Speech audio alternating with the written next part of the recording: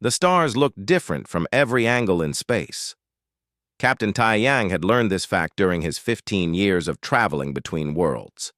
Today, those stars witnessed something new. Two ships floated in the darkness, facing each other like cautious animals meeting for the first time. The human colony ship New Dawn hung in space near a small yellow star. It was not the prettiest ship. Scratches covered its metal hull from years of travel. Steam leaked from one of the engines. But it carried 3,000 people looking for a new home, and that made it beautiful to Tai Yang. The other ship was different. It looked like someone had carved it from a single piece of silver glass. No seams, no bolts. It moved through space without making a sound or leaving a trail. The Velthari vessel had appeared 2 hours ago, and Tai Yang's heart had not stopped racing since. "They are scanning us again," said Hana from the engine room. Her voice crackled through the speaker on the bridge. "4th time in the last hour. Very thorough. Very polite about it, though." Tai Yang smiled a little. Only Hana would describe an alien scan as polite. She had been his chief engineer for 7 years and never lost her strange sense of humor. "Can you tell what they want?" "To understand us, probably. We are doing the same to them." She was right. The bridge screens showed data about the alien ship: temperature, size, power signatures. Humans always wanted to understand new things. It seemed the Velthari did too. A light blinked on the communication panel. Tai Yang pressed the button. A face appeared on the screen. At least he thought it was a face. The creature had 4 eyes arranged in a square pattern. Its skin looked smooth and gray like river stones. No mouth that Tai Yang could see. No nose either. "I am Kivreth," the alien said. The words came from a device hanging around its neck. "Observer of the Velthari Science Council. We have cataloged 3,217 intelligent species in this galaxy. You are the 3,218th. "Captain Tai Yang of Earth," he replied. "We are honored to meet you." "Honored?" Kivreth's 4 eyes blinked one after another. "This is a simple exchange of information. Honor is not a factor." Tai Yang did not know what to say to that. Behind him, someone coughed to hide a laugh. It was Hyun, the ship's diplomat. The man had gray hair and a crooked smile. "Forgive us," Hyun said, stepping forward. "We humans attach feelings to many things, even first meetings." "Feelings are inefficient," Kivreth stated, "but we observe them in many species. You are not unusual in this way." "Comforting," Hyun muttered. This time several crew members did laugh. Kivreth's eyes moved quickly between the humans. "You are making sounds of distress, but your body language shows no threat response. I do not understand." "We are laughing," Tai Yang explained. "It means we are happy or amused." "You make the same sound for multiple emotional states?" Kivreth seemed to process this. "How do you distinguish between them?" "Context," Hyun said with that crooked smile. "You had to be there." For a long moment, Kivreth said nothing. Its 4 eyes stared at them without blinking. Tai Yang wondered if he had already ruined first contact by confusing the alien. Then Kivreth spoke again. "I request permission to observe your species more closely. Your behavior does not match our predictions. This is rare. The Science Council would benefit from direct study." Tai Yang looked at Hyun. The older man shrugged. "Could be worse. Could be asking to study our insides." "We would not dissect you," Kivreth said quickly. "We moved past such crude methods 6,000 years ago. I simply wish to observe your daily activities, to understand your decision-making process." "You want to live with us?" Hana's voice came through the speaker. "On our ship?" "If permitted." Tai Yang thought about it. They were alone in a strange part of space. Making friends seemed smarter than making enemies. And maybe they could learn from the Velthari, too. We accept, but I have one question first. Ask. You have met over 3,000 species. Are we really that different? Kivreth's eyes did that strange blinking pattern again. Most species follow predictable patterns. They prioritize survival and efficiency. They make logical choices. You seem to do none of these things consistently. Is that bad? Tae-Yang asked. I do not know yet. That is why I must observe you. 2 hours later, Kivreth stood in the docking bay of the New Dawn. The alien had brought one small container of belongings. The crew had gathered to see their visitor. Tae-Yang watched as people whispered and pointed. Some looked nervous. Others looked excited. A few children had pushed to the front to get a better look. Kivreth noticed them. Small humans. Offspring. Why do they approach? I could be dangerous. They are curious, said Yuna, the ship's doctor. She had kind eyes and always wore her hair in a simple braid. Children want to learn about everything. Curiosity before safety, another inefficient choice. But Kivreth did not move away from the children. It bent down slightly, bringing its face closer to their level. The smallest child, maybe 4 years old, reached out and touched Kivreth's gray skin. Smooth, the child said. Yes, Kivreth agreed. Yours is soft. The child smiled. Her mother pulled her back gently, apologizing. But Kivreth watched them go with all 4 eyes. That night, Tae-Yang lay in his quarters thinking about the day. Somewhere on his ship, an alien observer was trying to understand humanity. The thought made him smile. He wondered what Kivreth would think after a week with them, after a month. Humans were messy. They fought and laughed and cried. They made mistakes. They fell in love with the wrong people. They kept pets they had to feed. They told jokes during serious moments. They were, by any logical measure, a chaotic species, but they had also built ships that crossed the stars. They had survived wars and plagues and disasters. They had created music and art and stories that lasted generations. They were still here, still reaching outward, still hoping for something better. Maybe Kivreth would understand that eventually, or maybe humans would always seem strange to the logical aliens.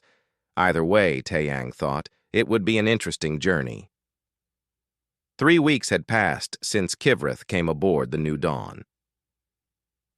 The alien observer carried a small recording device everywhere. It documented everything the humans did with careful notes. Tae-Yang had seen some of those notes. They contained words like inefficient and contradictory and illogical, more times than he could count. Today, Kivreth followed Dr. Yuna through the medical bay. The alien's 4 eyes watched as she checked on patients. Most visits took only minutes. The humans came in with small problems, a headache, a twisted ankle, a child with a cough. Yuna fixed them and sent them away with smiles. Then came the last patient of the day. Old man Daejin carried a small orange cat in his arms. The cat's name was Pepper, and she was not moving much. She stopped eating yesterday, Daejin said. His voice shook. Please, doctor. She is all I have left. Yuna took the cat gently. Her hands moved over the small body, checking for problems. I will do what I can. But, Kivreth said after Daejin left, this is not a human. It provides no essential function. Treatment wastes medical resources. Yuna looked at the alien for a long moment. Then she turned back to the cat. She provides comfort. That is essential. Comfort is not survival. Maybe not, but it is living. Kivreth wrote something in its notes. Yuna spent the next 4 hours treating the cat. She ran tests. She gave medicine. She sat with Pepper until the small animal started to purr again. The cat would be fine. When Yuna finally left the medical bay, her shift was over. She had missed dinner and looked exhausted. Kivreth followed her to the mess hall where she ate cold food alone. You used resources meant for humans on an animal, Kivreth observed. The Science Council would never approve this. Yuna smiled tiredly. Then I am glad I work for humans and not your council. 2 days later, Kivreth observed another strange choice. The new dawn traveled through empty space toward a distant colony. The journey would take 6 weeks. Taeyang had plotted the fastest route, but during breakfast, Hana rushed onto the bridge. Her face was flushed. "Captain, I picked up an old signal. Very faint. It is a distress beacon." Taeyang stood immediately. "Location? 4 days away. But Captain, the beacon is 50 years old." Everyone on the bridge became quiet. 50 years was a long time. Nobody survived that long without rescue. The beacon probably floated near a dead ship with dead people inside. "Change course," Taeyang said. "Captain," Hyun stepped forward. "We have limited supplies. 4 days there and 4 days back. That is 8 days we cannot spare. Someone might need help." "After 50 years? Probably not," Taeyang admitted. "But we have to check. What if someone is there? What if we are their last chance?" Hyun nodded slowly. He had expected this answer. The crew changed course without complaining. Kivreth approached Taeyang later. "You know no one will be alive. The probability is less than 0.01%. Why waste time and resources?" "Because hope is not about probability," Taeyang said. "It is about possibility. These words mean almost the same thing. To you, maybe. Not to us." They found the source of the beacon 4 days later. It was a small cargo ship dead in space. No life signs. The crew had died decades ago.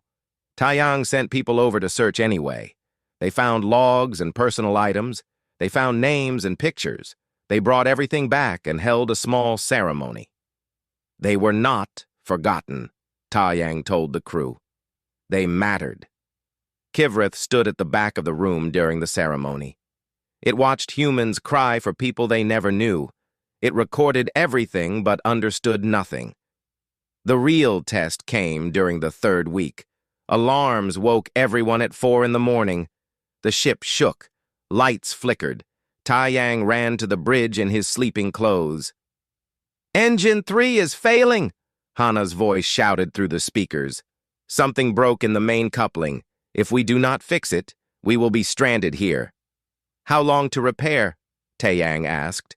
"Normally, 12 hours with the proper parts. But we do not have those parts. I need to build something new. Could take 2 days, maybe more." "Do it."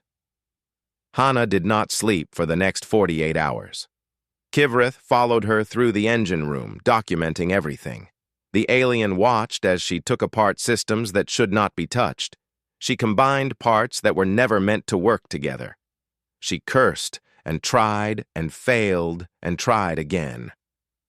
"You need rest," Kivreth observed at hour 36. "Your performance is decreasing. Logic suggests delegating this task to someone else." "No one else knows these engines like I do," Hana said, without looking up from her work. "Then you should sleep and return refreshed." "No time. If this fails while I am sleeping, we all die. If you collapse from exhaustion, you cannot work at all. Your choice is inefficient." Hana stopped working. She looked at Kivreth with red eyes. "You know what is inefficient? Dying in space because I took a nap. Now either help me or get out." Kivreth stayed.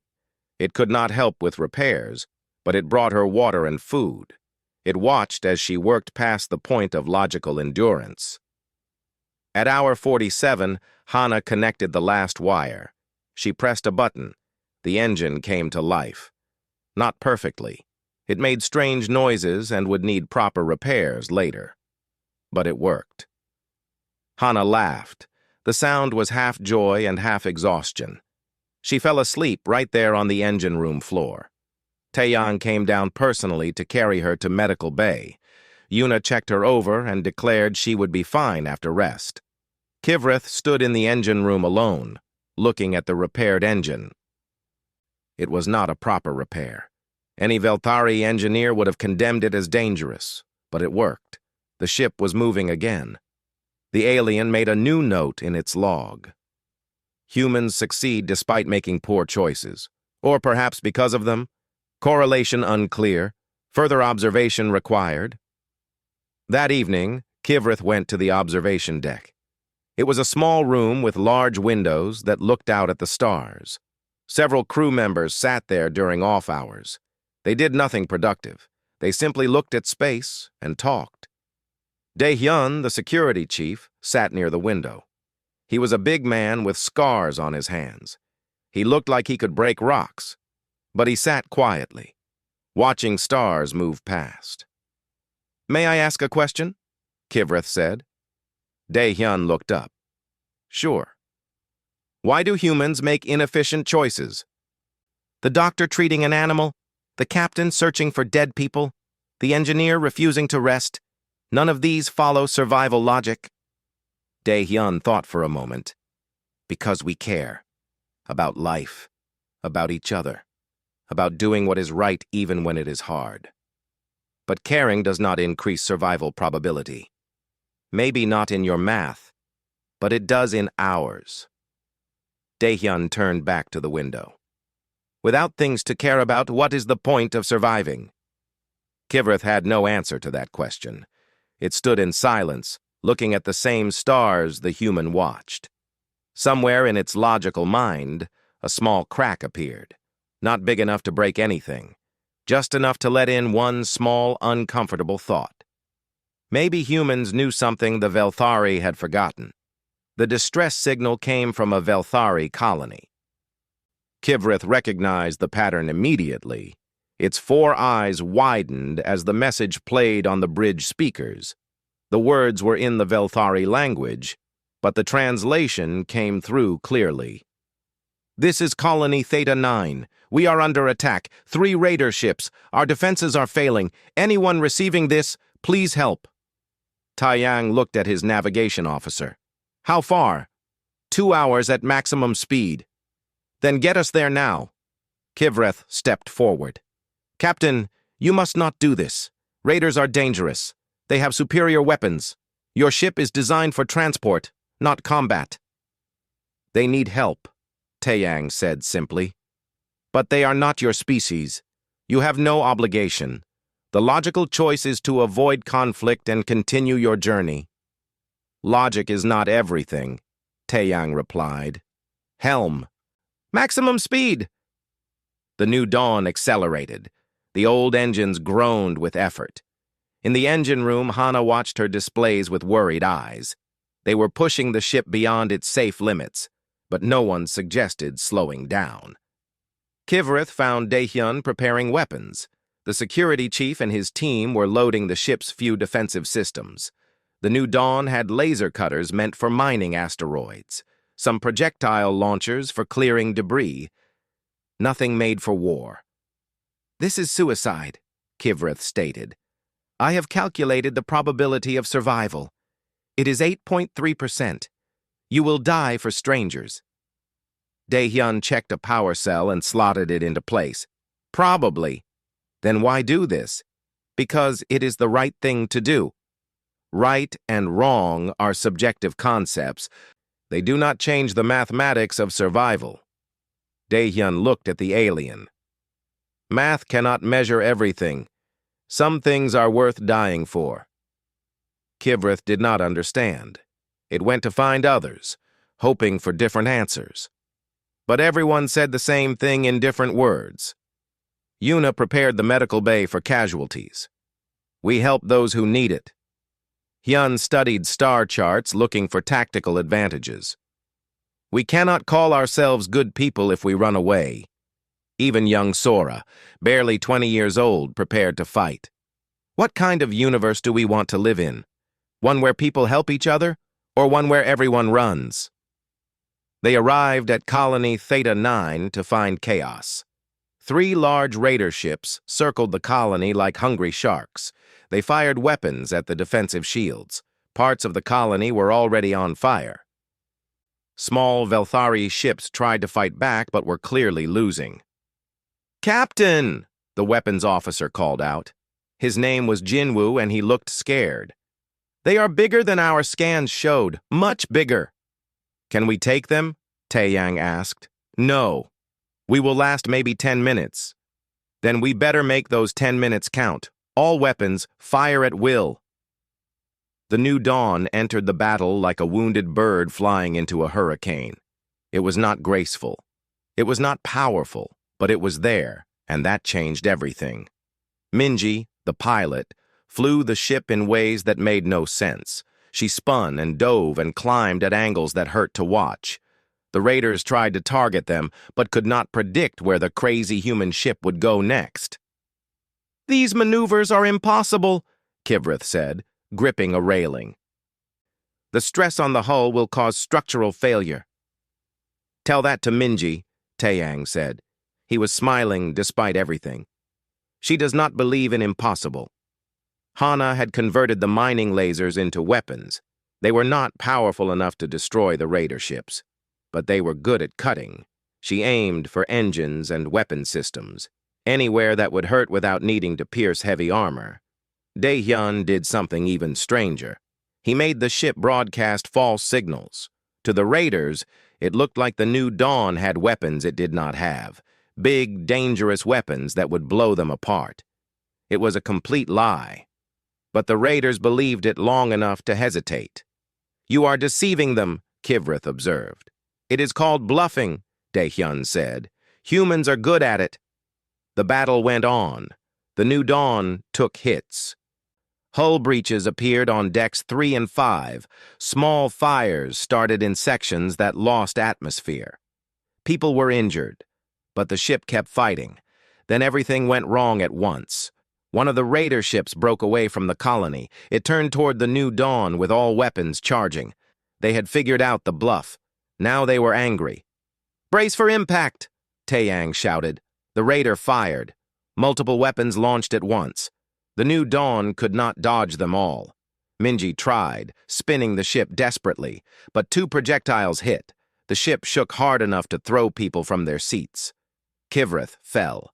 It looked up to see part of the ceiling breaking loose, heavy metal falling toward where it lay. The alien could not move fast enough. Its logical mind calculated impact in 1.3 seconds.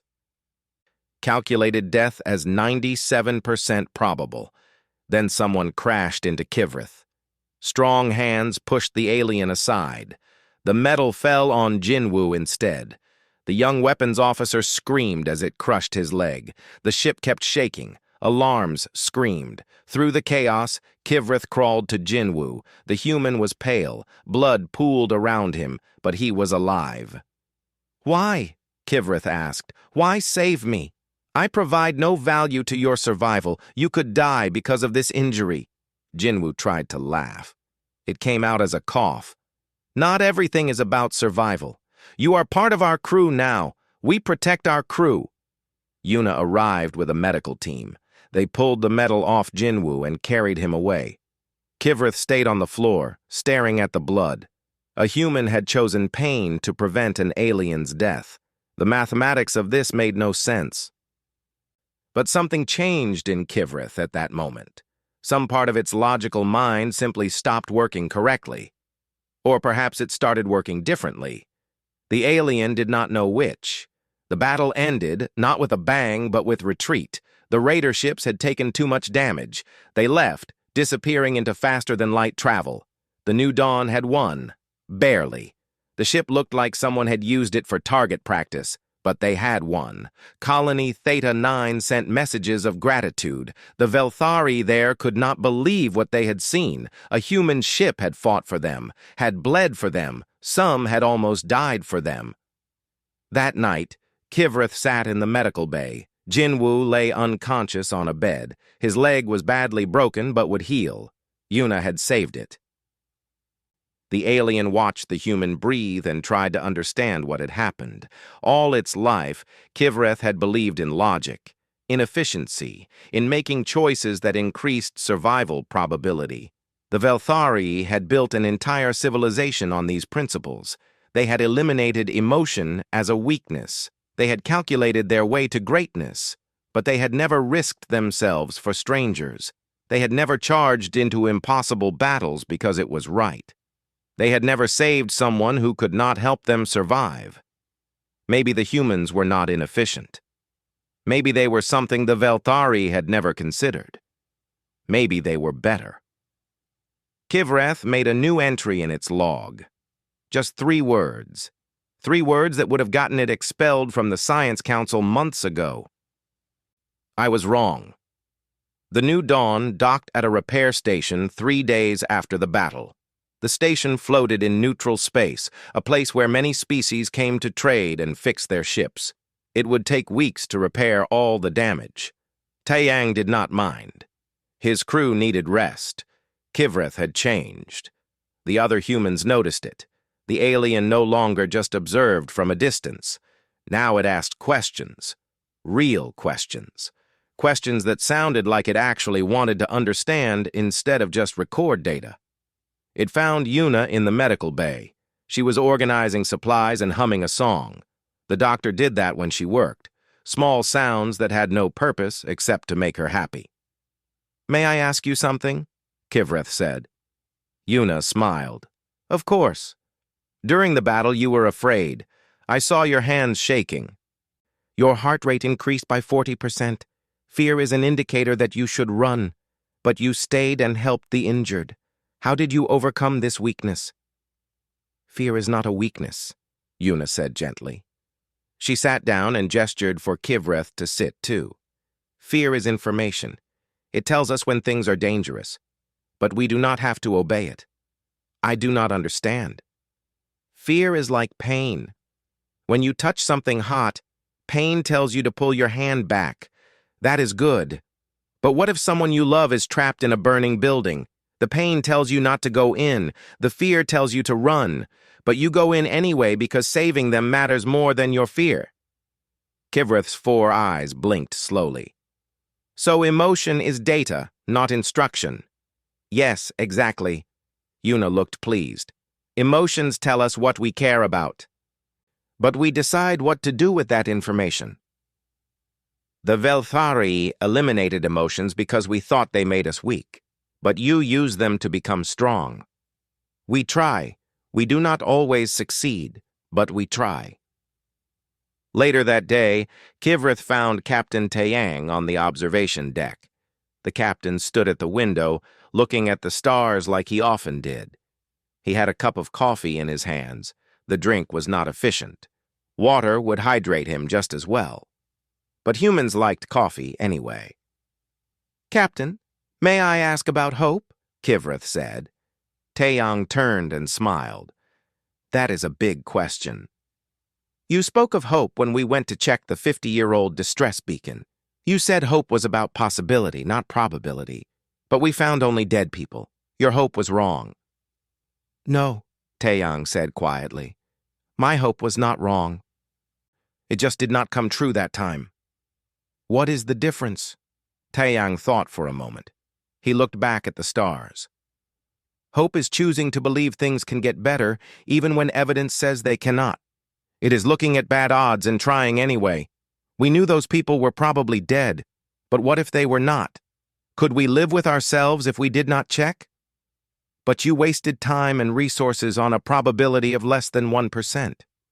We invested in being the kind of people who check, who try, who do not give up on others." Taeyang took a sip of coffee. "Hope is not about being right. It is about being human." Kivreth was quiet for a long time. Then it asked, "Do you hope we will find a colony for your people?" "Yes. Even though space is vast and suitable planets are rare.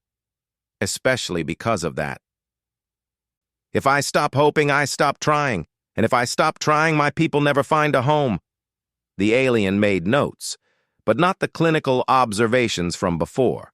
These were different, personal, confused. Kivreth was starting to sound less like a scientist and more like someone trying to understand life. 2 days later, Kivreth sat with Hana in the engine room. The chief engineer was rebuilding one of the damaged systems. Her hands were covered in grease. She swore at stubborn bolts and laughed when things finally worked. She was the most alive person Kivrith had ever observed. "Why do you sing while you work?" the alien asked. Hana looked up, surprised. "I sing?" "Often, songs with no apparent meaning, sometimes just sounds without words." "Oh," Hana smiled. "I guess it makes the work feel less heavy. Music helps me think, but it serves no practical function. It makes me happy. That is practical enough." Hana went back to her work. "You know what your people's problem is?" "What?" "You forgot how to play. Everything is serious. Everything is logical. But sometimes you have to create just because creating feels good. You have to make art and music and things that serve no purpose except beauty. Beauty is subjective." "Yes, that is the point." Hana tightened a bolt with more force than necessary. "Logic gives you one answer, the right answer for a specific situation, but creativity gives you 1,000 answers. Some will not work, but some will be brilliant. Some will be things logic never would have found." She showed Kivrith the repair she had made. It was not standard. It combined 3 different systems in a way no manual would recommend. This should not work according to the engineering specifications, but it does, because I imagined something new. That evening, the crew held a gathering. It was not planned. Someone had suggested it, and everyone agreed. They met in the large cargo bay that had been cleared of containers. Some people brought instruments. Others brought food. Children ran around playing games. Kivrith stood at the edge watching. It was chaos, beautiful chaos. People laughed and ate. They told stories about the battle. They cried remembering the 3 crew members who had died. Someone played a guitar. Others sang. The children performed a play about brave heroes fighting monsters. Then they honored those they had lost. 3 names, 3 lives. Everyone stood in silence for a minute. Some people cried, others held hands. When the minute ended, they started celebrating again. Joy and sadness mixed together like paint blending on a canvas. Daehyun sat down next to Kivrith. The big security chief had a beer in his hand. His face looked tired but content. "I do not understand this," Kivrith admitted. 3 people died. Many more were injured. The ship is damaged. You should be mourning or resting. Why celebrate?" "We are mourning," Daehyun said. "But we are also alive. And being alive is worth celebrating." He took a drink. "I lost my whole family to raiders years ago, wife, daughter. I had every reason to give up, to stop caring. But you know what I learned?" "What?" "The opposite of death is not just survival. It is living, really living, caring about people. Fighting for what matters, feeling everything, even when it hurts." He looked at Kivrith with kind eyes. "Your people eliminated emotions to avoid pain, but you also eliminated joy. Was it worth it?" Kivrith did not answer. It could not, because for the first time in its life, a Velthari did not know what to say. 3 days later, Kivrith received a message from the Science Council. The alien's 4 eyes scanned the text, and its body went very still. Taiyang noticed from across the bridge. "Bad news?" he asked. "The council has reviewed my reports. They say I have been compromised by exposure to humanity. I am ordered to return immediately for evaluation and correction." "Correction?" "They will remove the parts of my mind that have been changed. They will restore me to proper Velthari thinking." The bridge became quiet. Every human there understood what that meant. They would erase who Kivrith had become. They would delete 3 months of growth and questions and understanding. They would turn the alien back into a machine. "What will you do?" Taeyang asked softly. Kivrith looked at him, then at the other humans, then out at the stars. The alien made a choice, an illogical, inefficient, completely human choice. "I will refuse." 3 months passed. The New Dawn had finished repairs and continued its journey. Kivrith stayed aboard despite the council's orders. The alien sent back one message explaining its choice. I must understand what I have begun to learn. I will return when my research is complete.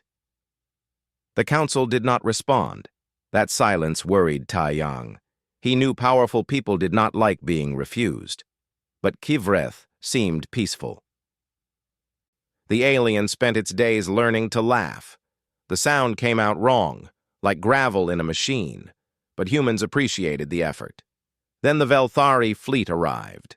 15 ships appeared from faster-than-light travel. They surrounded the new dawn in a perfect sphere formation. Each ship was twice the size of the human vessel. Their weapons powered up, ready but not firing. A message came through. This is Admiral Vornthek of the Velthari Defense Fleet. You harbor a citizen who has refused lawful orders. Return Observer Kivreth immediately. Taiyang sat in the captain's chair. His crew waited for orders. He could feel their tension. They had survived one battle. But 15 military ships? Those odds were worse than impossible. This is Captain Taiyang. Kivreth is a member of my crew. It has chosen to stay with us of its own free will. That is not possible. Velthari do not defy the Science Council. Observer Kivreth has been contaminated by exposure to your species. We are here to correct this contamination and contain your expansion into our space. Contain? Hyun stepped forward. Are you threatening us? We are protecting the galaxy from chaos. Humanity represents an unpredictable element. You make illogical choices. You prioritize emotion over efficiency. You are dangerous to the order we have maintained for 10,000 years. Kivreth walked onto the bridge. All 4 of its eyes looked at the screen showing the Velthari fleet. I will speak to them. Kivreth, you do not have to do this, Yuna said. She stood nearby, worry clear on her face. Yes, I do. The alien moved to stand beside Taiyang. Open a channel. The screen changed. It showed the bridge of a Velthari command ship. Admiral Vornthek stood in the center. Like Kivreth, it had 4 eyes and smooth gray skin. But where Kivreth had become expressive, the Admiral looked like stone. Observer Kivreth, you have brought shame to the Science Council. Return now and face correction. This is your final opportunity. No, Kivreth said simply. The word hung in the air like a bomb waiting to explode. Every Velthari on that ship looked shocked. Their 4 eyes went wide. One did not simply refuse an admiral. Explain yourself, Vornthek demanded. You asked me to study humanity. I did. You asked me to define them.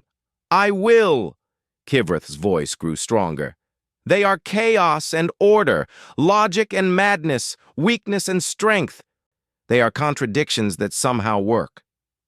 That is not a proper report. Because they cannot be properly reported, they must be experienced. Kivreth gestured to the humans around it. We eliminated emotions for efficiency, but we also eliminated growth. We stopped changing. We stopped learning. We became perfect at being the same forever. Consistency is strength. No, consistency is stagnation. Kivreth moved closer to the screen.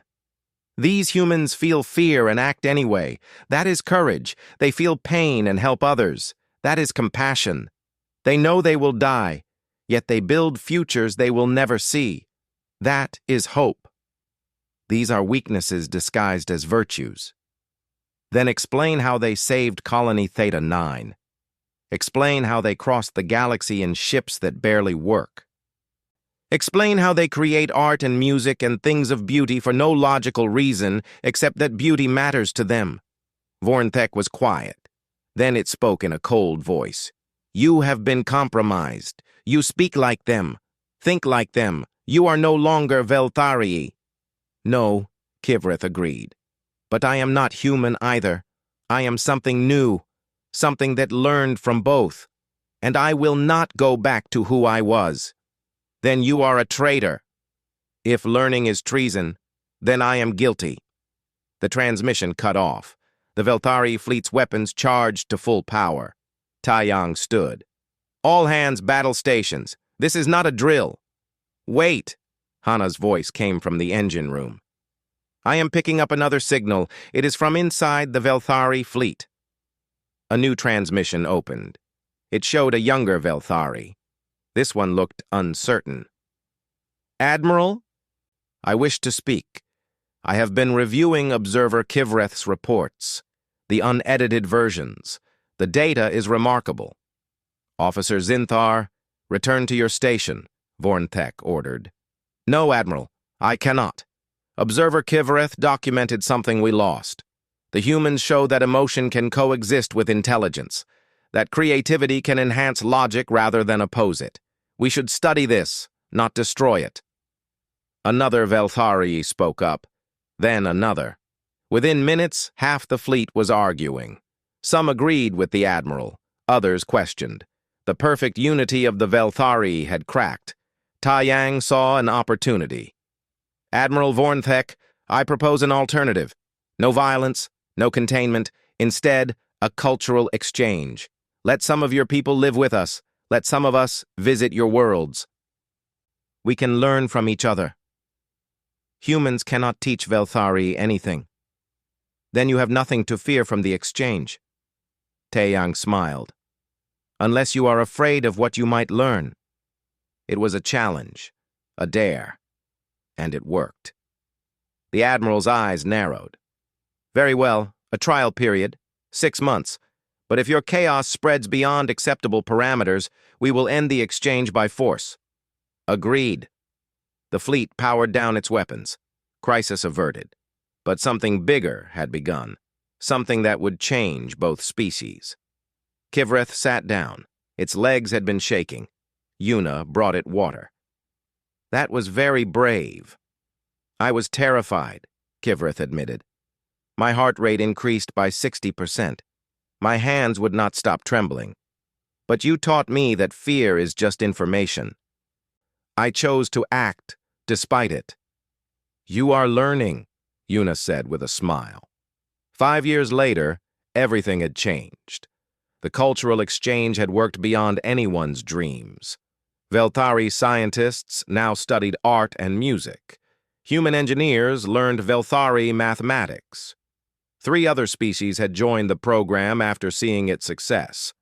A coalition was forming, not based on conquest or logic alone, but on mutual understanding. Kivreth stood in a classroom on a Velthari educational station. 20 young Velthari sat before it. They were students preparing to join the exchange program, eager, curious, ready to learn. Today we discuss what I call the human factor, Kivreth began.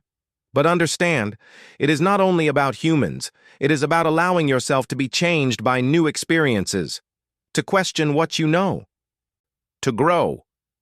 A student raised one manipulator appendage. Teacher, is it true you were ordered to forget everything you learned? Yes. Why did you refuse? Kivreth looked out the window. Earth was visible from here, a blue and green sphere turning in space. The new dawn had found a colony world. Taiyang's people were building homes, living, growing, being human. Because I learned what it means to be alive, Kivreth said. The Velthari are masters of existing, of surviving with perfect efficiency. But the humans taught me there is more. They taught me to feel, to hope, to care about things that logic says do not matter. Was it worth the risk? Kivreth's 4 eyes blinked in the pattern it had learned from humans, the one that meant happiness. I cannot calculate the worth of love, or friendship, or beauty. These things defy mathematics. But yes, it was worth everything. Another student spoke. What is the most important thing you learned? Kivreth thought back. To that first day when humans laughed during serious moments. To Yuna treating a cat. To Jinwoo saving its life. To Taiyang checking a 50-year-old distress beacon. To all the illogical, inefficient, beautiful things humans did. I learned that the best way to live is to be perfectly imperfect, to embrace your flaws and emotions and strange contradictions. The humans are not strong despite these things. They are strong because of them. One more question, teacher, a young Velthari asked. Do you regret refusing the council? Kivreth looked at its students. Some would join the exchange, some would return changed, some would teach others. The ripples of understanding would spread. Two species learning from each other, growing together. I have kept a journal since my time with humans, Kivreth said. It contains their sayings and wisdom. My favorite entry is this. The best decisions are made with the heart, then checked by the mind. It means use both, logic and emotion, thought and feeling. Together they are stronger than either alone. The class ended. Students filed out, talking excitedly. Kivreth stayed behind, looking at that blue planet in the distance. Somewhere down there, Tai Yang was probably making another illogical choice. Yuna was probably helping someone for no practical reason. Hana was probably building something that should not work but would anyway. Humans were chaos. They were inefficient. They made terrible decisions based on feelings and hope and compassion. They were everything the Velthari had tried not to be, and Kivreth would not change them for anything in the galaxy. The alien made one final entry in its journal. Just 5 words. 5 words that summarized everything learned across 5 years of growth and change and understanding. I learned to be alive